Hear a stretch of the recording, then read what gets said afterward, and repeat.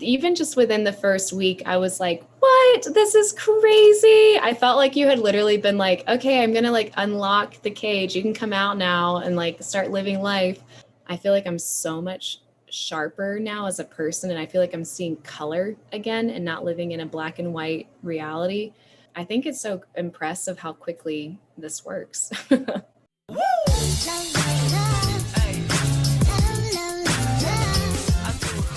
Today, you will have the pleasure of meeting and hearing the story of my Slim on Starch client, Kindall, whose struggles began at the age of 4, when she remembers being conscious of her body and then associating feelings of sadness with turning to ice cream. This spiraled into a lifetime of obsessive dieting and consequential binge eating. She got to the point where she said, I am done. I'm exhausted. I just want to be free from this. I don't want to be thinking about food all the time. I don't want to be binge eating. I don't want to have the obsession with my body image. I just want to be done. There are other things in life that I want to focus on. This interview actually takes place after only 3 or 4 weeks of our work together, which came after a lifetime of dieting and programs. And you'll hear her say in the video, I've done coaching before. I've done every program in the book. I've listened to every book on Audible that there is. I felt like my life was dieting roulette, and I would wake up every day and say, which diet am I going to do today? Is it the Starch solution or is it the Atkins diet? She was so exhausted, ready to be free. And as you'll see in this interview, it was quite quickly that she became free. So if you identify with her story and you feel like this too, please, I urge you to reach out and work with me so that we can free you from this. I do also want to add that I work with clients of all ages, races, sex, gender, sexuality, occupation, and no matter what demographic of client you see on my channel, what age of client you see, it's not about your age or the body that you're in. It's about your soul and what you as a person are going through. So if you're ever watching these videos and say, oh, well, she's not the same age as me, or they're not the same this as me, or the same that as me, we are unique, but our struggles are shared. So whatever age you are, whatever body you are currently in, your struggle is valid, and it's probably very common to somebody who's in a different body than you. I wanted to add that in because when you're watching this video, compare not what you look like or what your age is to who you're watching, but instead ask yourself the things that they're talking about. Do I struggle with that too? And if you do, please apply to work with me. By the way, if you don't know who I am, hi, I'm Emmie. I'm a nutritionist and the creator of the Slim on Starch program, where you work with me as well as a mindset coach and a nutrition coach to lose weight on a plant-based diet. If you want to work with me and my team, go to healthyhunnies.org, or you can just click the link in the down bar. Where would you like to begin with telling us your story? Well, I would love to share, I was going back through and like thinking about where did this all begin? I think that root question, like, why did I start thinking about my body and being negative about myself and about food being a comforter to me? And it really, it's crazy to me how far back this message began in my childhood. And even like so far back as, gosh, like even like 4 years old. Like if I really can think back to that far, and it's just so natural. It's like, I remember, I'm the youngest in my family. So I have 2 older brothers, and being the youngest, it was just that dynamic where I always wanted to like keep up with them, and I wanted to be a part of them, and I wanted to be a part of their group. And whenever they would go off and leave me behind, I just remember feeling sad and lonely. And I would go across the street to my grandparents' house. And I had lovely, wonderful, awesome grandparents who were always present. And I would go across the street, and guess what? Pop-Pop would give me ice cream. And it was like that, oh, I feel good. I feel happy. And so, yeah, like it started so young, and then seeing it trickle into other areas of my life. Like the first time I really used food, I think, to like totally comfort myself in like a very sad, like deep moment was when I was in 4th grade, and we had just moved. We had moved to a new town and to a new house.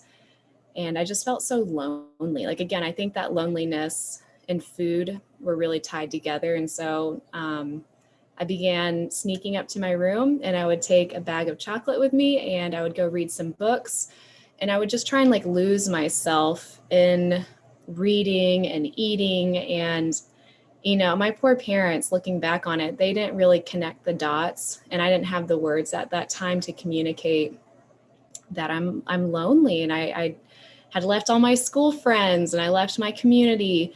So it really is just, gosh, it's so far back into my being. And even in the family history that I have grown up in, I feel like I'm really excited right now because I think I'm the one in my family who's going to be able to like help move us forward and start talking about this. Because I've seen it also played out in my family, like my own dad, he's working on this too, which I'm so proud of him. But he's come from a background of using food to comfort himself, and, monkey see, monkey do. I totally just, I saw how he would go off and he would find a food and he would enjoy it and eat it. And I remember watching him around the corner while he'd be in the pantry binge eating. And so, yeah, it's been so early since just the beginning of my life. And so it's really been powerful now, like getting to step into a place of letting it go. And, the shame, I think the biggest thing is the shame started entering into it more as I got older. When I was younger, I really didn't understand the shame around it. But I definitely saw a lot of guilt and shame when my mom or my dad would get upset with me for taking food from the kitchen and then like taking it to my bedroom. And if they found the wrappers, I would get in trouble. Or if I went across the street and told my grandparents that mom hasn't fed me yet, so I'm going to go get second dinner at their house, to go eat with them, I would get in trouble for that. So I started connecting the dots that this is a guilty thing to do. I shouldn't be doing this.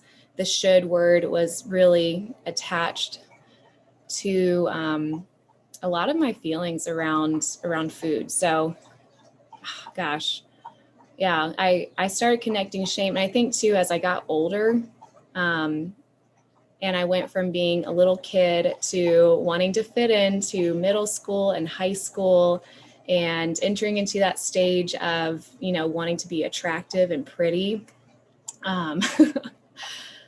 I started noticing like my body doesn't look like the cool girl body or the girls who are getting the attention. And so I definitely started that awareness, started noticing that I didn't fit in the way that I wanted to. I wanted the attention of other guys. And so to cope with the struggle, I found exercise pretty early on, probably like in middle school. I got really into track and field because all my other friends were doing it, and, let's just start running. We'll start running together after school. And I want to tell you, Emmie, I was the slowest person on the team. It was so embarrassing. I remember the first time I went and did a race. I was the very dead last runner out there trying to make it in. And my dad, my sweet dad, he got out and ran on the track with me around the race. I was so embarrassed at that age. Now I'm looking back and I'm like, he is such a sweetheart. He was just trying to help me out. That I found exercise and I started noticing little changes that happened in my body. It's like, oh, I'm getting more muscle definition. I'm getting more attention. And just to point out too, I've always been an artist. So like being an artist has always been something I've done, but it's like now when I started finding exercise and dieting and all these other things, I realized like I put on this pressure for myself to start becoming more than I started trying to becoming too much. It's like I wanted to like really become amazing at exercise.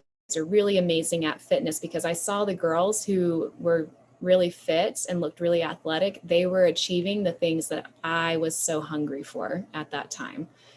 So yeah, the struggle goes way back. It's deep. Which is why like breaking out of it has just been so freeing, so exciting, So I love that part of it. I'm sure, have you seen that often where it's like you see your clients like I'm sure I'm not the only one whose story goes from childhood. Yeah. Do you know what I've noticed as you tell your story is that you are you're so sweet, you're so kind, and you have tried to please everybody. You want to please your parents, so you need to do this sort of behavior.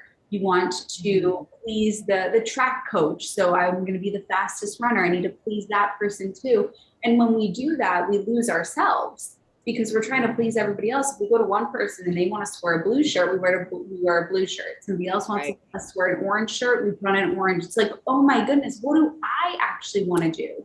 Which has been a big part of your journey, because as we talked about a couple weeks ago, you're falling back in love with yourself, and actually you're able to see how cool you are. And I was like, you're so cool. I've known this all along. Now you finally see it. And it's because you are living life on your own terms now. That is absolutely 100%. I just had friends here the other day and we were talking about the reasons why we really do things. And you're so right. The people pleasing part of me it's such a takeover in my life.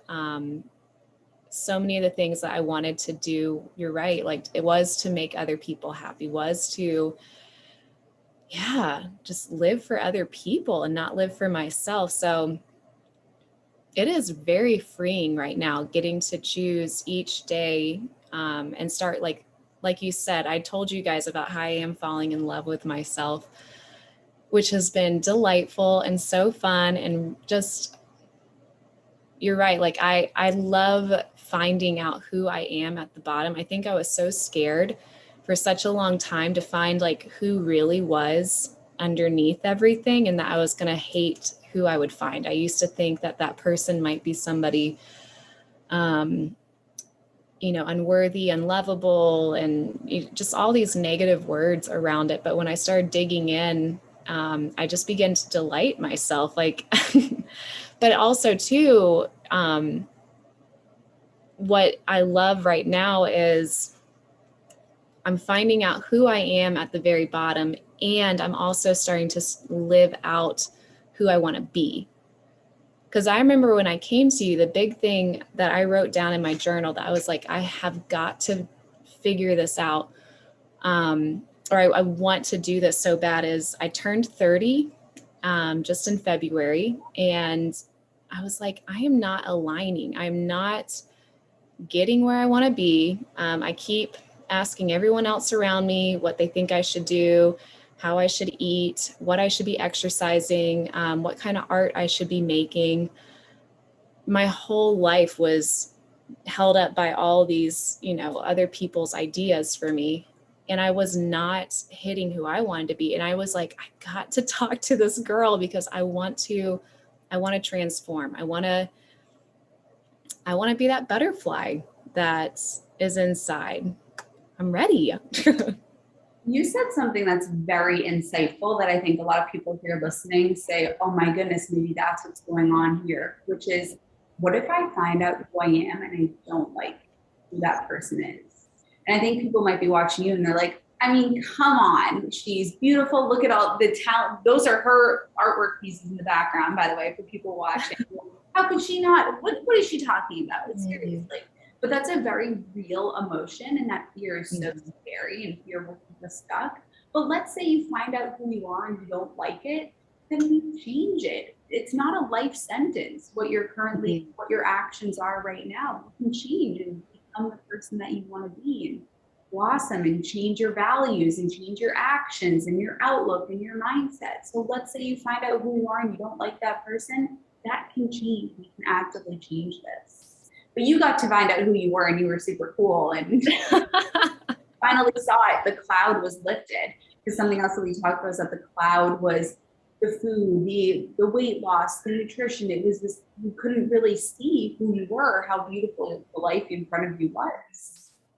Absolutely. I mean, if you looked through my audio, like my Audible account, and if you looked at my library, you would be shocked with how many health books and nutrition books are just all over. It's like what I've been kind of like force feeding myself for the past 3 years now, in this like ravenous hope of like how to change myself and how to make myself into this, I guess, like perfect body, perfect being. I mean, I've done all kinds of things to try and make the look that I wanted happen.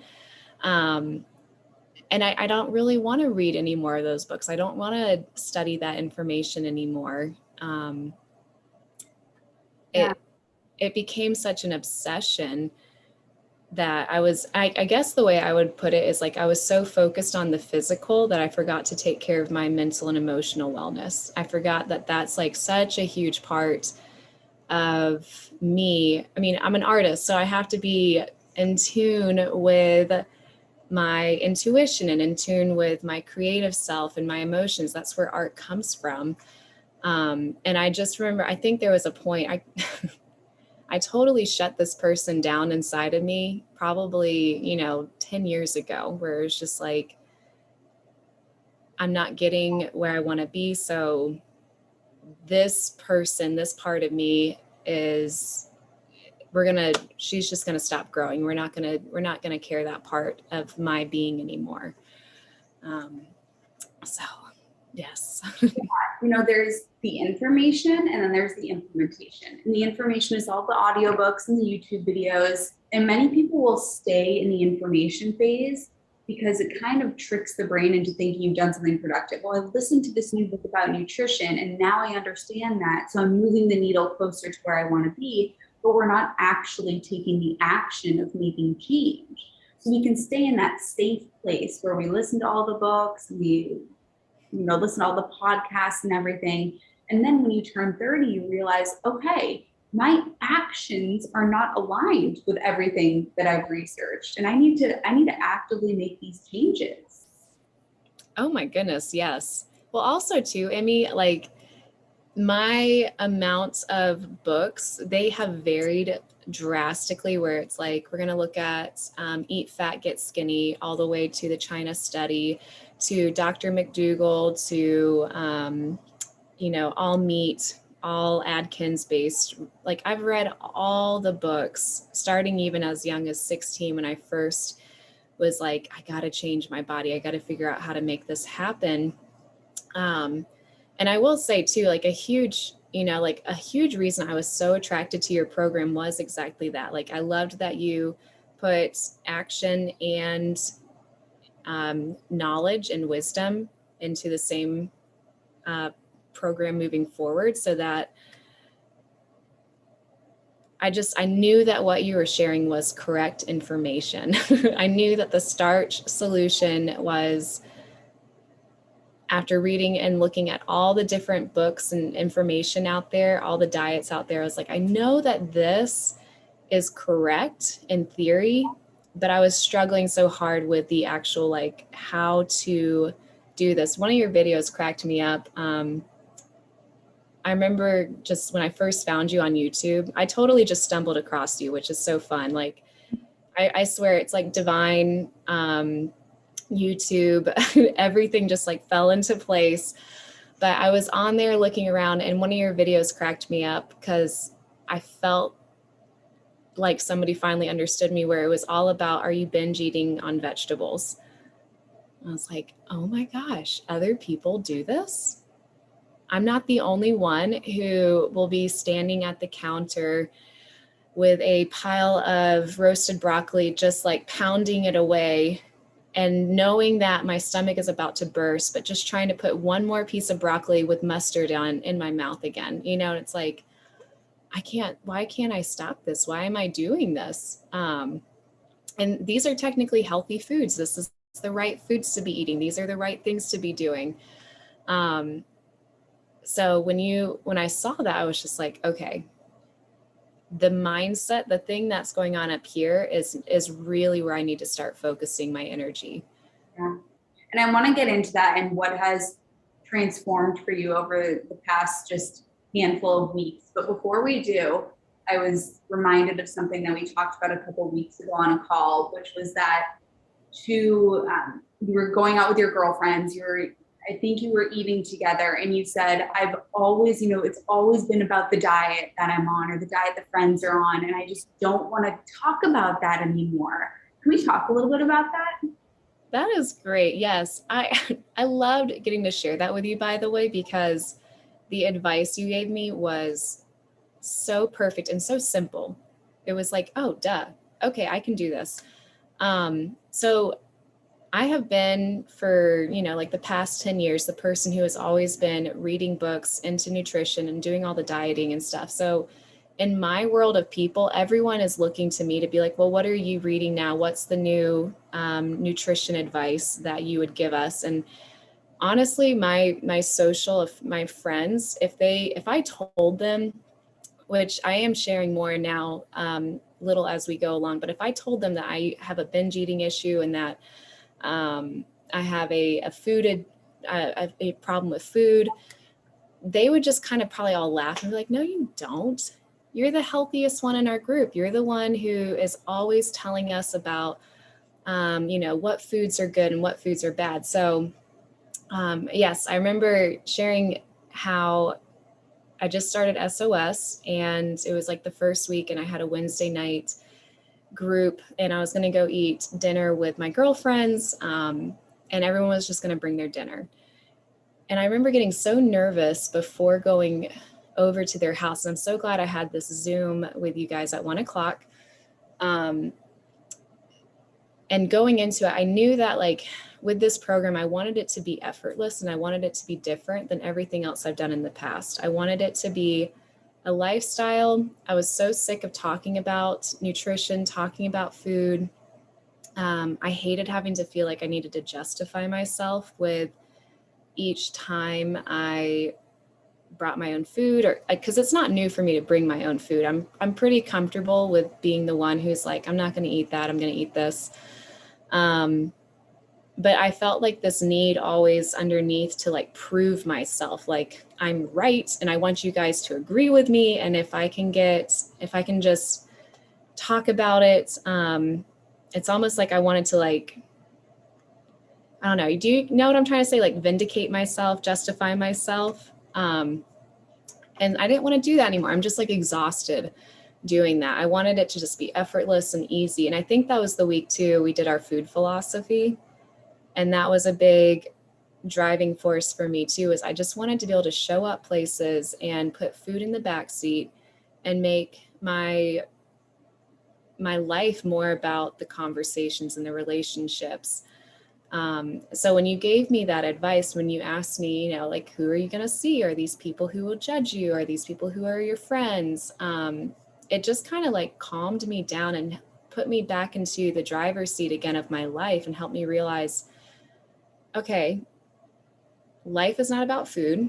I'm about to go have this great time with some girlfriends.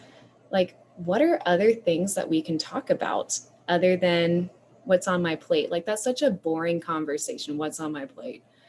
And I feel like now after like this conversation, I'm like alert and aware to it. Cause I feel like now whenever I do go out, that is such a huge conversation. What are you eating? Are you keto? Are you this? Are you that? This is gluten-free.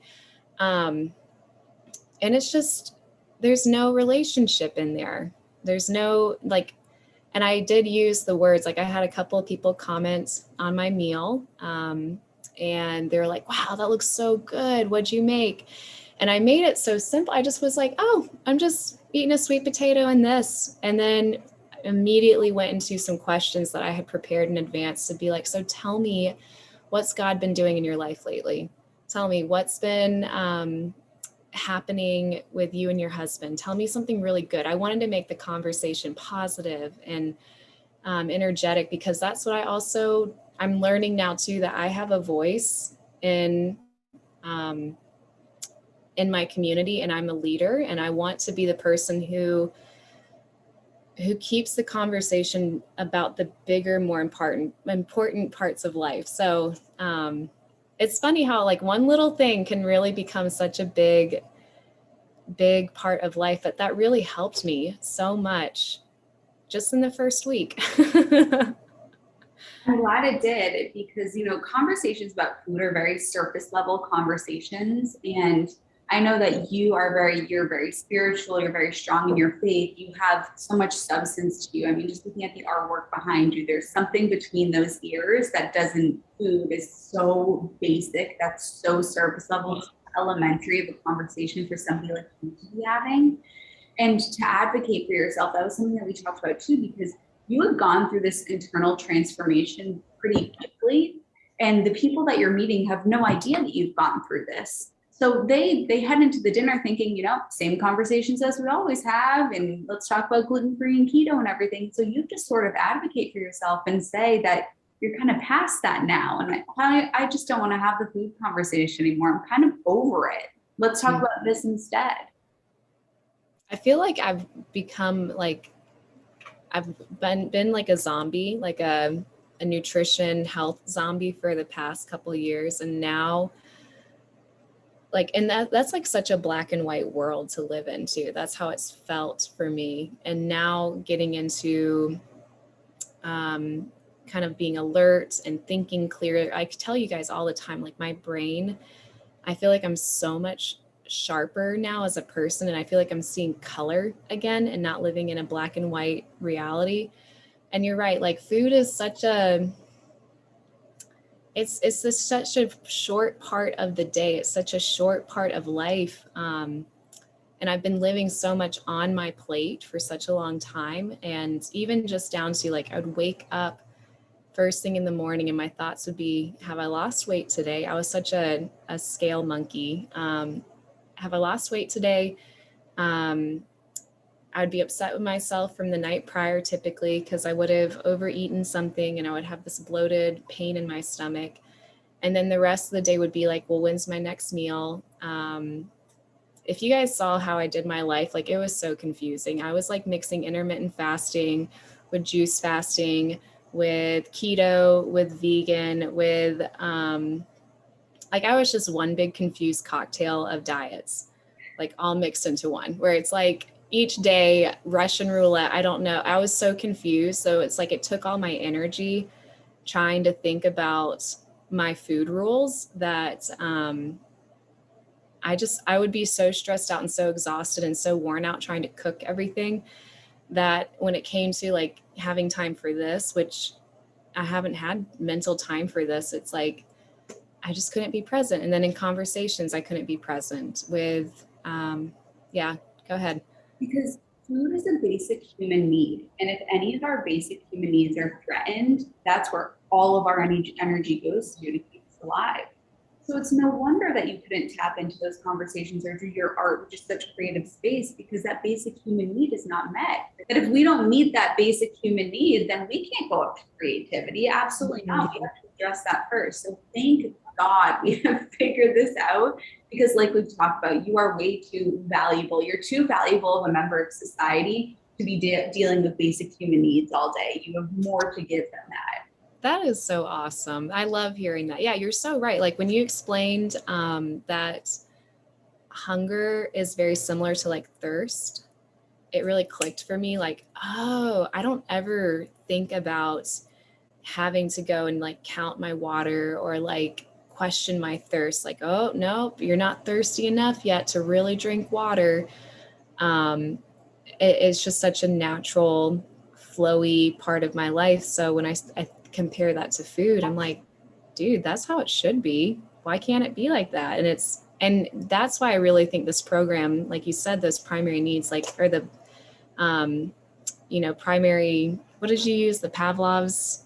Maslow's hierarchy of needs. So you're right though, like seeing that in my life, I'm like, oh, once I got this in alignment, like it didn't take very long for that to kick in, for me to start seeing like, oh, I'm actually hungry, or, ooh, I'm really full right now. Like if I overeat, I'm really going to hurt myself. Like my body, we don't want to do that.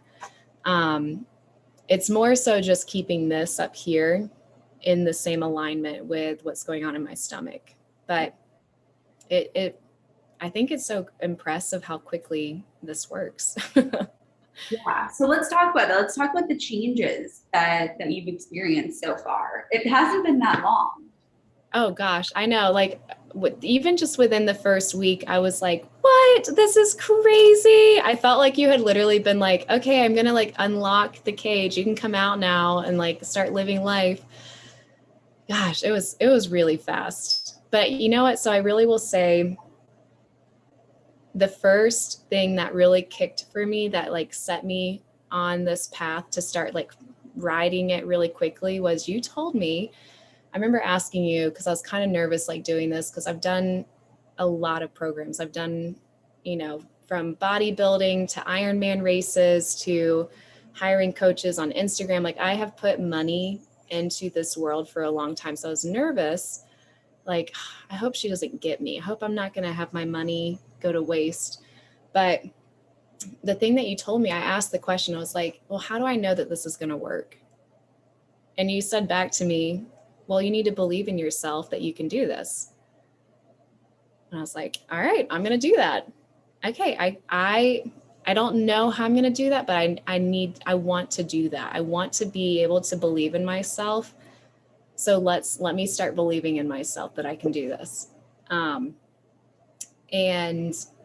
the big changes then that started following after that, it's just so simple. Your program's very simple, and I really appreciate that, because I have a lot that I want to get to, and I don't want to be thinking about food, and I don't want to be cooking all day. So I appreciate that. First off, all the foods are so gosh darn easy to make. Boiling vegetables takes zero time. Putting a bunch of potatoes into the oven to bake them while I'm doing other stuff is so simple. Cleanup is easy. I came from a background of like meal prepping, because I did the bodybuilding world for a while. And that would take me like 2 days sometimes to just make meals, Like that's insane. That's a lot of my life in the kitchen. I like to cook, but I don't love to cook, you know. So I saw that as a huge win. I started getting more hours back in my day. There is a little bit of a learning curve.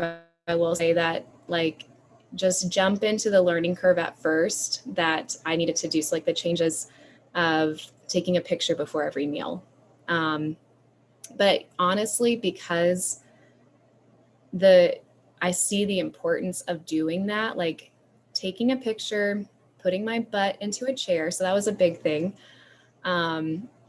Each time I sat down to a meal, which is something that I had not done in such a long time, I was the person who would be standing up, eating food constantly, running around, like multitasking way too much. Taking a moment and sitting down to my meal and taking a picture made such a huge mental switch for me. So, and then having to just put in my hunger and fullness, so it was like intentionally allowing myself to say, okay, what is really going on in my body? Like you said, go from my head to my body.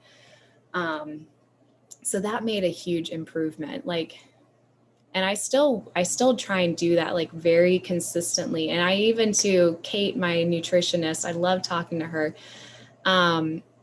I go like into detail. Like I know like she's reading it, but I don't really do it for her. Like when I write like my comments and my information there before each meal, I really do it for me, because I really am trying to use it as a journal.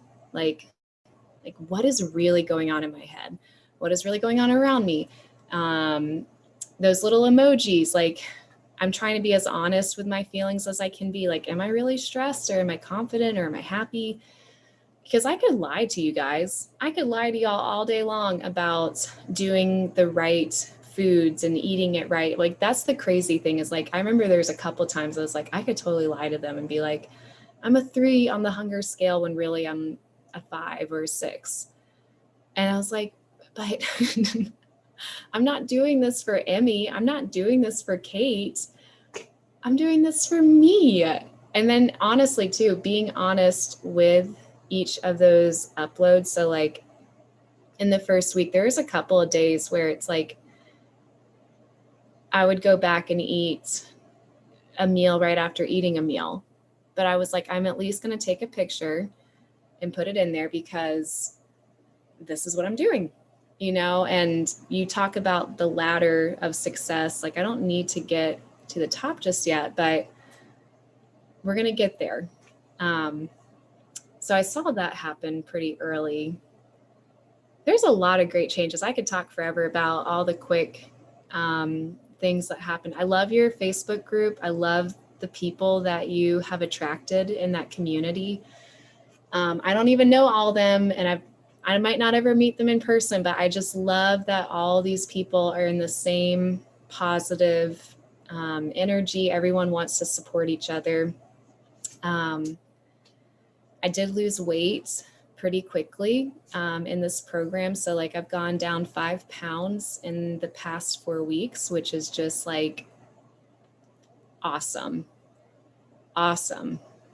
But you know what's so funny is like that's like cool, but like again, I can't, like if I stayed just where I'm at and didn't lose any more weight, I'm totally okay because like the mental clarity that I have outweighs the weight.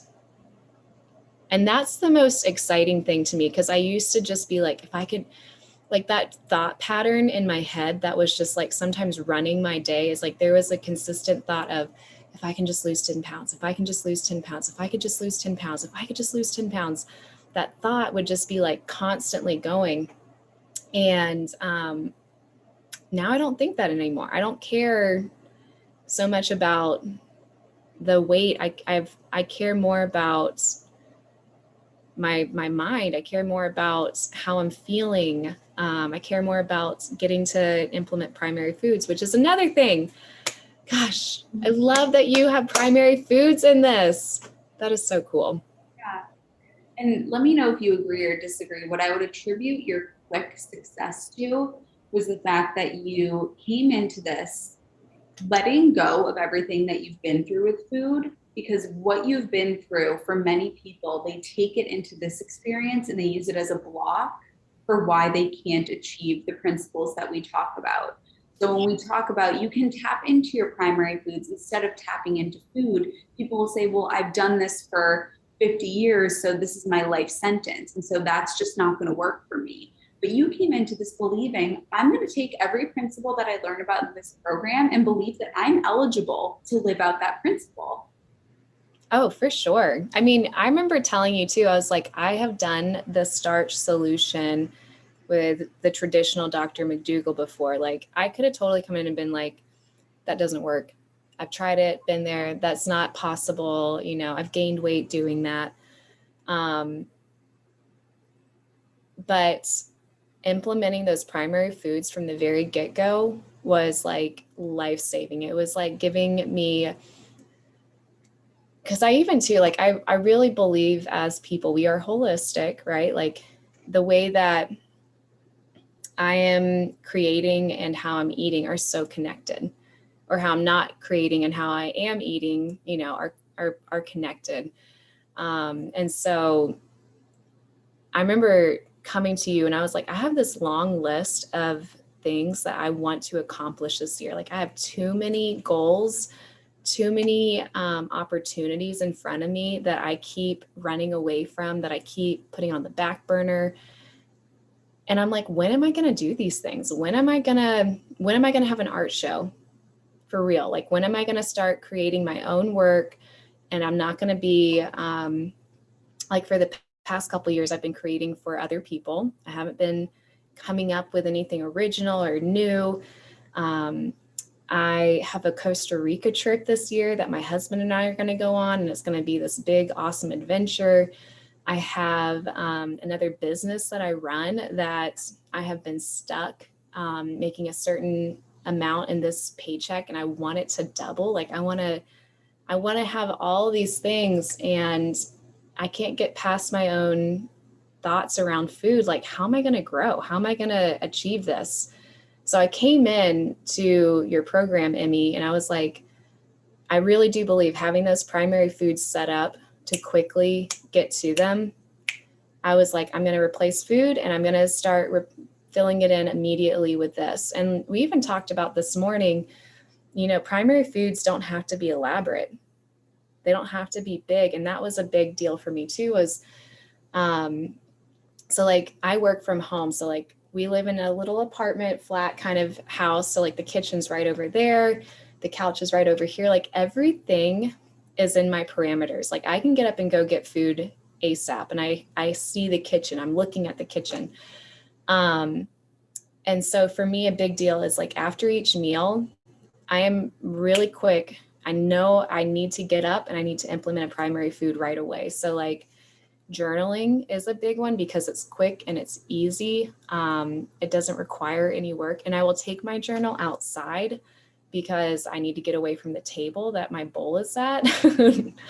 And what's so funny to me is like, at first I was like, I don't know if this is going to really work. I don't know. Like, oh, that's a cute idea. I've heard this before. People tell me to do stuff. And, you know, I was like, okay, but you know, I'm really going to do this. I really need to implement this. And what's amazing is like, it works, which I'm sure you're always like, yes, done. Yeah, I mean what I say. And I think that sometimes you just don't hear something until you're ready to hear it, because you'll hear something 10 times and then on time 11, you've really heard it and it's meant something to you. You have to be ready to hear these things. And I 1,000% agree with you, Kindall, that the primary foods have been a key to your success, because for many people, food, weight loss, it's everything. Like you said, the whole Audible, it's all the books. And they say, I don't want to think about food anymore. And I say, what do you want to think about? And shrug, I don't know. We have to answer that question. We have to replace this with something, or else we're gonna come up empty, and then your brain's just gonna go back to what it knows, which is the food thing. So now what is your Audible full of? Have you even gotten there yet? I have a really fascinating, it's growing. I have honestly been listening to a lot of Stephen King, which is kind of weird and dark. And he's been exciting lately. Like it's kind of been this fun genre that I've not really explored. So I like his books. And what else have I been reading? I've been reading, this is just sitting here conveniently. I've been reading Mayu, which is it's more of the mindset type of books. Like I'm really wanting to get more into really digging into like psychology. Like I like figuring out, there's another book I'm reading called the 4-8 Principle, which is so funny because like I read it a year ago and I was not ready for it. I was like, this book is dumb. This doesn't work. And it's all about positive thinking and using like talking about how you have to change the direction of your thoughts. And I read it and didn't implement anything. And it's so funny because now it's like this book, like you said, I'm ready for it. I'm hungry. No book, no program, nothing is going to work if you don't believe that it's going to work and if you're not ready for it. Yes. Yeah. It cracks me up. I'm sure every parent, every person goes through this at some point in their life. Like my mom, she's told me things a million, hundred, trillions of times, and then I'll come back and be like, Mom, organizing your house is so wonderful. Or, having your spice rack like this. And she's like, I know. Yeah, you feel so passionate about it and you just want to tell everybody and you feel like your life has been changed 1,000%. Mm-hmm. Yeah, it's been so fun. And I think too, it's like I feel like this so like pursuing art is such a fun primary food for me to go after, because I think every person has something that's laid upon their heart. Like, what is it that we did when we were younger that brought us to life? And as we get older, we get caught up in, things that are necessities. Like we need to make money. We need to have careers. And there's relationships that take over. But I just feel like I say for me, I have to talk from my personal perspective, but I have gotten lost in all of that. along the way. And it's like, I feel so much more alive because I feel like, again, I'm in alignment with myself and I'm being true to how I was designed to be made. Like my brain just thinks this way, creates this way.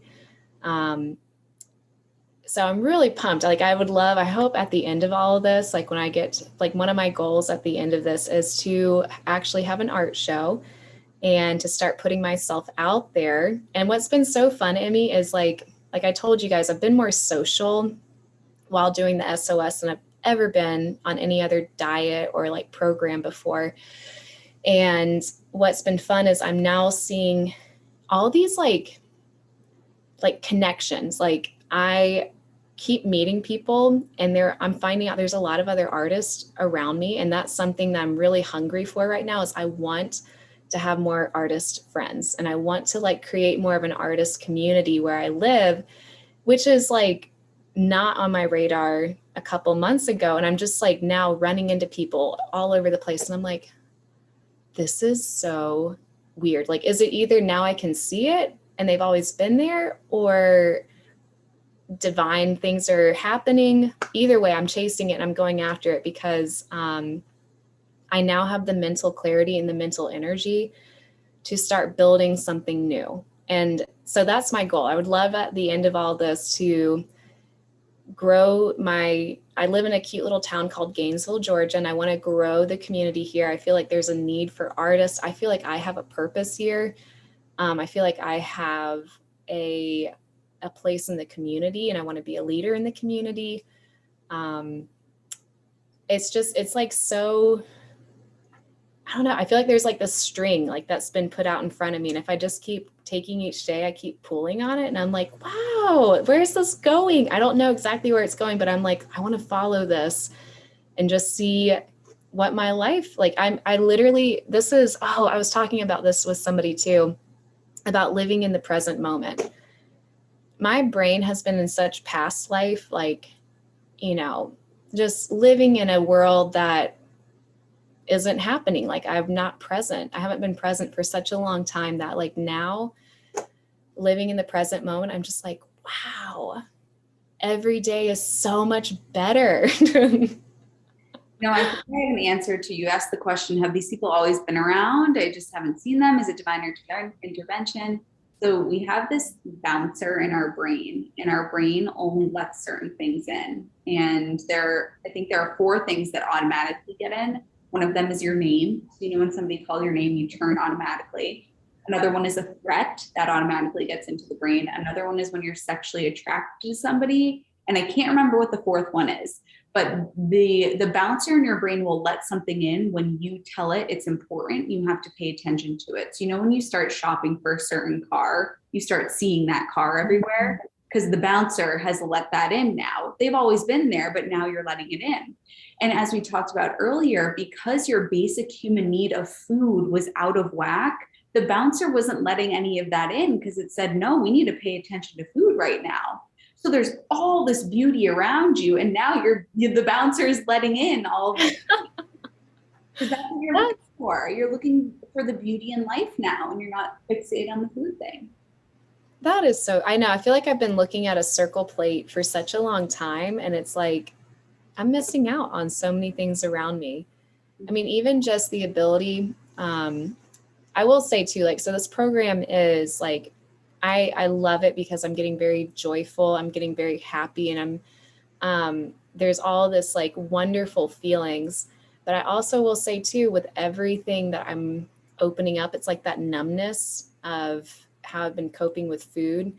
Now that the numbness is going away, all the joy also means that there's also going to be a lot of pain too that comes with it in some ways. And so, what I've loved though is that like your program has helped me now emotionally manage myself in a way that I'm proud of. So even though I'm having all this fun and this joy and this excitement, I'm also dealing with difficult relationships within my family. I am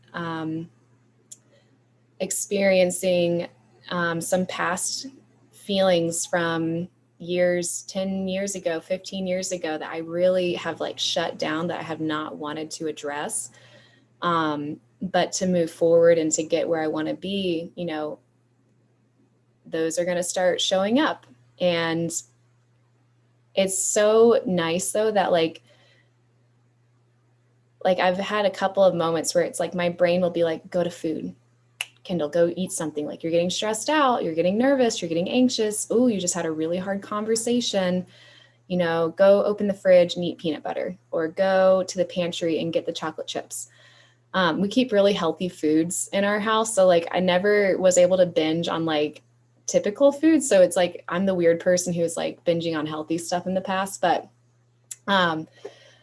so I just love though that like now I'm accountable to myself. So like if I have a feeling and I have an emotion that will show up, because life is full of all these emotions, it's so cool to see like I am choosing to manage this through journaling. I'm choosing to manage this through a phone call. I'm choosing to manage this by going on a walk.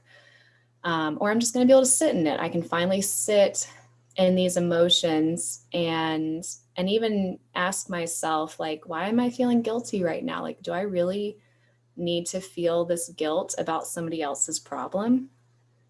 Because that's their problem. That's their emotional junk. Like, I don't need to let this in and mess with me like it has in the past. And coming full circle back to what we talked about at the beginning of this with shame, releasing any judgment or shame for the initial thought, for example, to turn to food or to fall back into old habits. That's just the brain trying to light up that neural pathway that's been lit up for so many years. So let the thought come of, oh, I could go turn to food right now, or I could do this or that. I could delve into that old habit. Let that come. That's not your responsibility. But what your responsibility is how you react to it, and to not have judgment if you have a desire to binge. Right. I've realized too, I think what's so funny is like the temptation video that you have in your repertoire of videos was so helpful.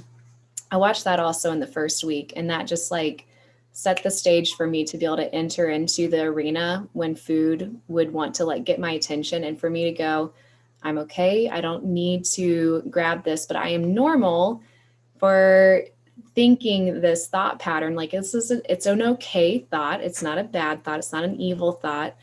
But I don't have to go that direction right now. And this is a part of being human. It's almost like I'm accepting, like if I was looking at like a table of all the different thoughts that are out on the table for me, I realize that food will always be on the table. It's not going to just magically get erased out of my brain.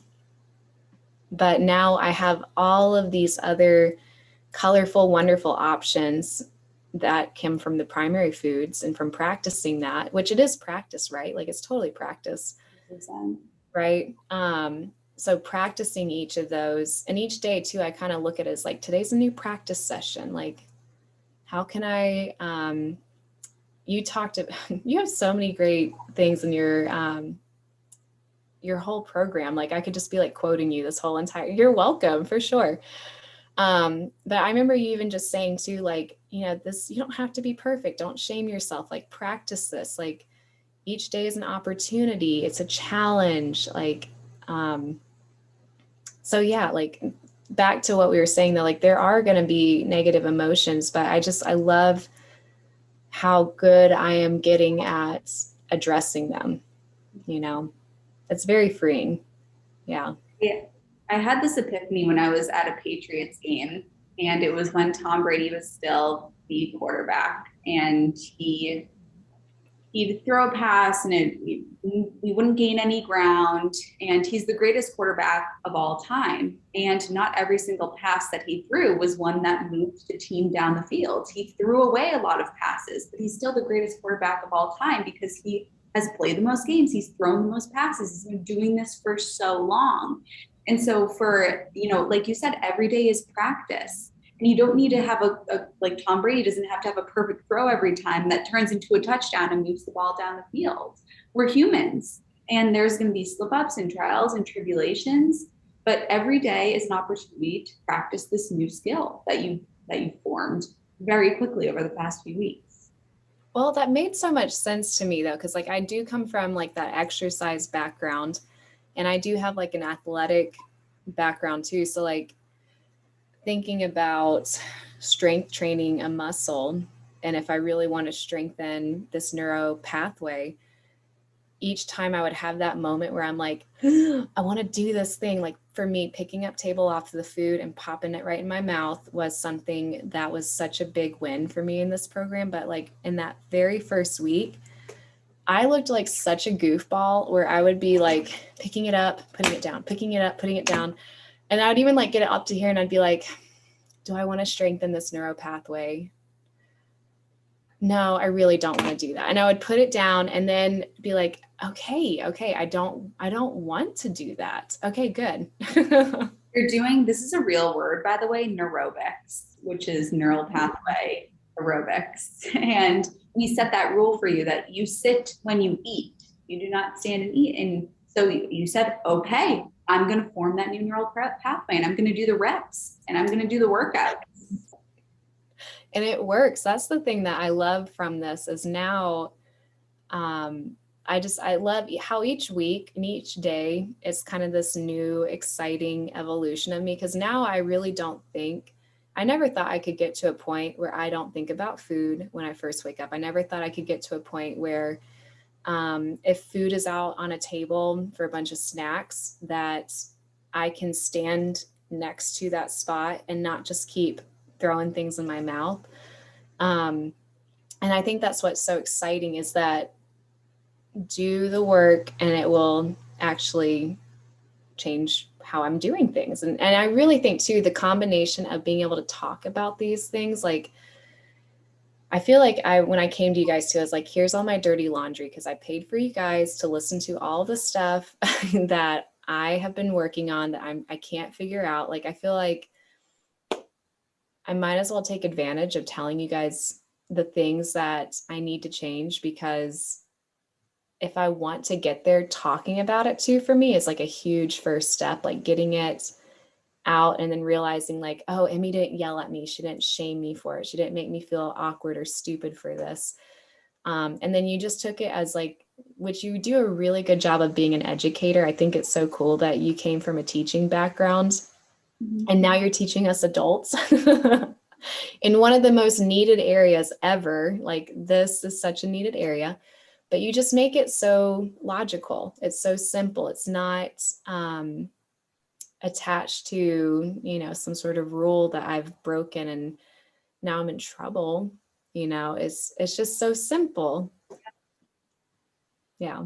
How has it been an hour? This has gone by so I could talk to you all day.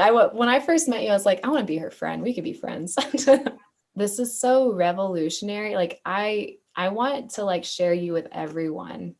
Oh, you're so sweet. I really do, because I keep meeting other people and I keep realizing like this is such a big stronghold in people's lives, and it holds them back from their true self and from the gifts and the talents that they've been given. I see this a lot with artists too. Artists are such emotional beings. And I either am like a 0 or 100. And what I used to be in the past was I would go all in and just like disappear for days on end, pouring myself into an art piece, being super unhealthy, not getting enough rest, living off of coffee and whatever else was around, Cheetos or anything, and just like being so obsessed that when I would come out, it was like I would crash. And then I would swing really hard to the other way, where it's like I need to be really healthy and I need to exercise as much as I can, not eat a lot. And then it was like I never could figure out how to just live in the middle. And when I started thinking about being a mom, because that's something else that like caught my attention this year, is like, I can't live this crazy lifestyle when I have kids.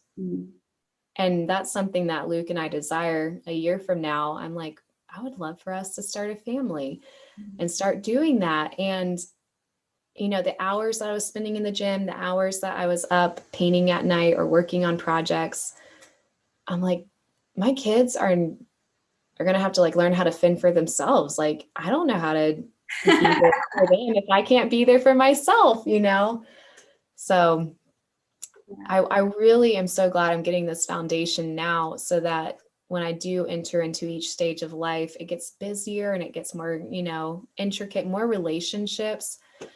I just really want to be that mom who, when my kids think back about me, they're just like, wow, mom was just full of life. Mom, took care of us. Mom was present. She listened really well. She was really fun, like mom did cool things. And I don't want them to think about me as always being in the gym, always wearing workout clothes, and always on a diet. That's not the life I want to be. I want to be the mom who's the artist, who's taking her kids on hikes, and we're going to go paint together. And hopefully my kids will be artists, at least one. You'll have to send them back if they're not. Right. Yeah. So, but that was a big deal, and I mean, I don't think there's any, like, I'm just glad I'm finding about this now at the age of 30. And that I didn't have to go until the day I died and be in this addiction is what it felt like. I'm so glad that I can see it and manage it, and use it now as a tool to like push me in life, as a driving force to be a really good artist. Me too. As we talked about earlier, you're a valued member of your community, and we need you to do what you were put on this earth to do. Thank you. I will. If you made it to this point in the video, comment beautiful art, because Kindall really is an extraordinary artist. If you identified with Kindall's story, please reach out to work with me by clicking the link in the down bar or going to healthyemmie.org.